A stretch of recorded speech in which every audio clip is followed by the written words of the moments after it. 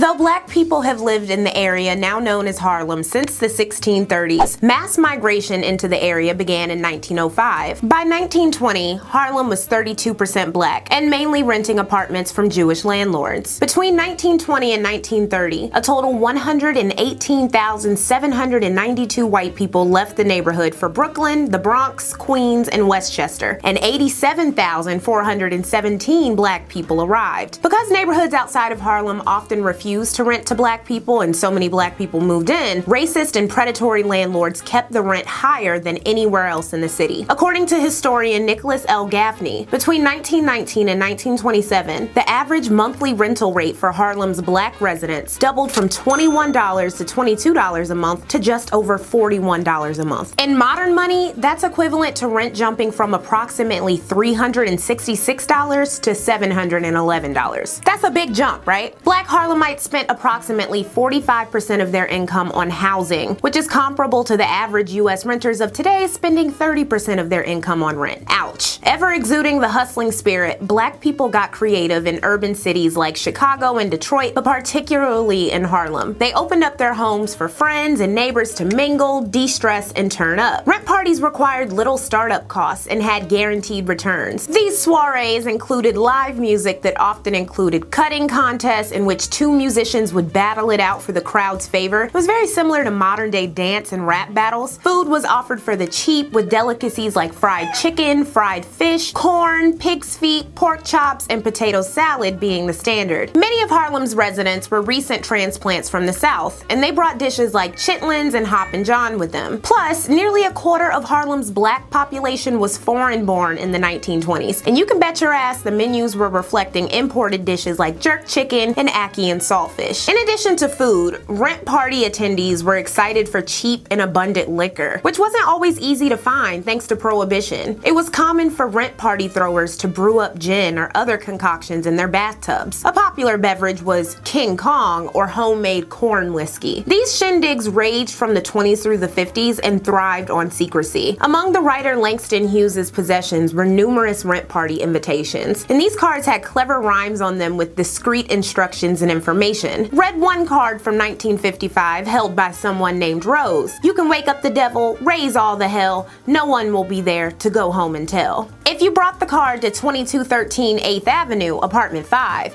you could get in for 35 cents. If you showed up without an invite, you were getting waxed at 50 cents. Rent parties were especially intriguing for black people new to the city. Harlem's fanciest clubs were expensive and attracted white tourists. For instance, the Cotton Club only entertained white audiences. Described a WPA interviewer, transplants would stroll the avenue until they saw some flat with a red, pink, or blue light in the window, the plug of a tin-panny piano, and sounds of half-tipsy merrymaking fleeting out into the night air. Then they would venture in, be greeted volubly by the hostess, and eventually steered to the kitchen, where refreshments were for sale. And 50 cents to be introduced to a whole network of new people was a steal. Rent parties were extremely popular because of this cheapness and also because you were meeting a whole new network of people. 25 to 50 cents could get you a night of dancing, reefer, liquor, gambling, new friends, and fun. And sometimes these celebrations didn't end until 7 or 8 a.m. I wish modern parties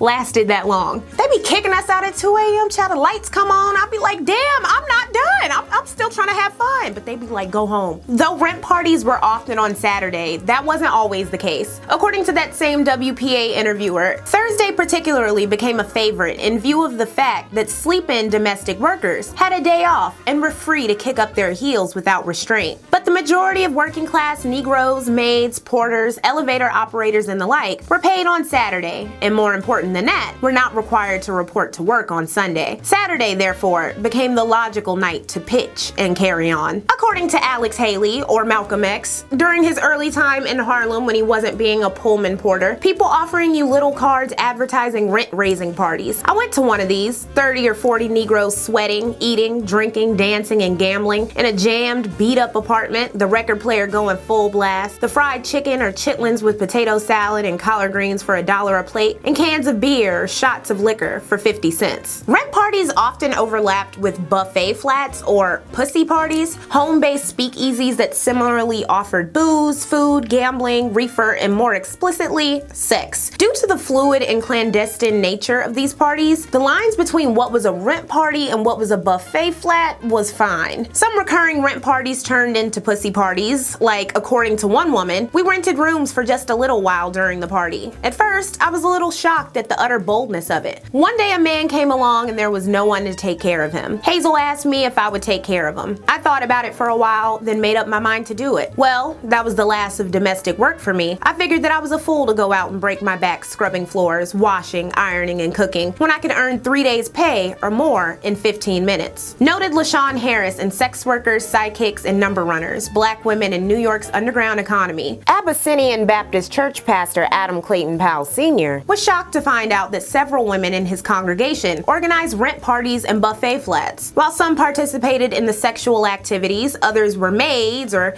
cooking up sandwiches, salads, steaks, and chops. The other component of these parties was the ways in which queer black people could congregate in safety. Queer buffet flats were hosted for many of the same attendees who also went to Harlem's many drag balls, featuring cross-dressing and alternative gender expression for spectating white audiences. Early versions of the drag balls that would be central to the black and Latino LGBTQ communities of the 80s. But when queer black Harlemites of the 20s through 50s wanted to express themselves away from white spectators, there were rent parties and buffet flats. Explained bisexual singer Bessie Smith, a buffet flat is nothing but F-words and bull daggers. Buffet means everything goes on. Though rent parties and buffet flats weren't the exact same things, they often overlapped. Rent parties were cheap and authentic slices of Harlem that allowed black residents to supplement their income and cultivate community culture during a continuing period of racist rental policies and wealth inequality. Wrote historian Robin D.G. Kelly, black working people of both sexes shook and twisted their overworked bodies, drank, talked, engaged in sexual play, and in spite of the occasional fights, reinforced their sense of community. As the parties rolled on, the living quarters became even more packed, even more expensive, and less maintained, sweeping in problems that would plague the boroughs in the 60s and 70s. But